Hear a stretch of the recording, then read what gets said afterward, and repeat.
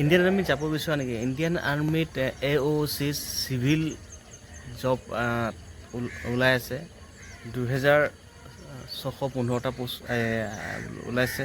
Online আবেদন হ'ব 25 আগষ্টৰ পৰা 23 ছেপ্টেম্বৰলৈকে। আৰু তোমালোকে এপ্লাই কৰিব বিচৰা যদি এপ্লাই কৰিব পৰা। ইয়াত বহুতকেইটা পোষ্ট আহিছে, ট্ৰেডমেন, ফায়াৰমেন অৰ জুনিয়ৰ এছিষ্টেণ্ট, তাৰপিছত MTS, বহুতকেইটা পোষ্ট আহিছে, তোমালোকে এপ্লাই কৰিব পৰা। ইয়াত পঢ়া শুনা লাগিব, মেট্ৰিক পাছ আৰু হায়াৰ ছেকেণ্ডেৰী পাছ।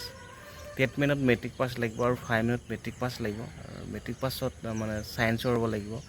আৰু জুনিয়ৰ এছিষ্টেণ্টত এই হায়াৰ ছেকেণ্ডেৰী পাছ লাগিব। আৰু গ্ৰেজুৱেট লেভেলৰ 50টা পোষ্ট আছে। আৰু তোমালোকে যদি এপ্লাই কৰিব বিচৰা তেনেহ'লে এপ্লাই কৰিব বিচৰা আৰ্মিৰ লগতে থাকিব পাৰিবা, চিভিলৰ হয়। আৰু দৰমহা পাতি বহুত ধুনীয়া, একেই বেছিক পে ধুনীয়া পাবা। তোমালোকে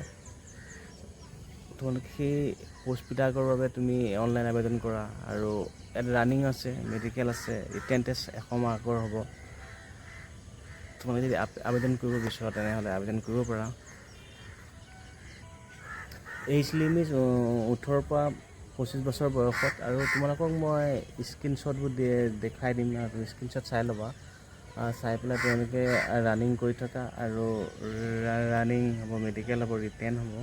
আৰু এইবোৰ ইণ্টাৰভিউ হ'ব অক্টোবৰত, আগষ্ট, ছেপ্টেম্বৰ, অক্টোবৰত তোমালোকৰ ইণ্টাৰভিউ হৈ যাব। আৰু সকলো ফেচিলিটি পাবা, কেণ্টিন ফেচিলিটি পাবা, আৰু থকা খোৱা সকলো ফেচিলিটি পাবা, আৰু ছুটি পাবা।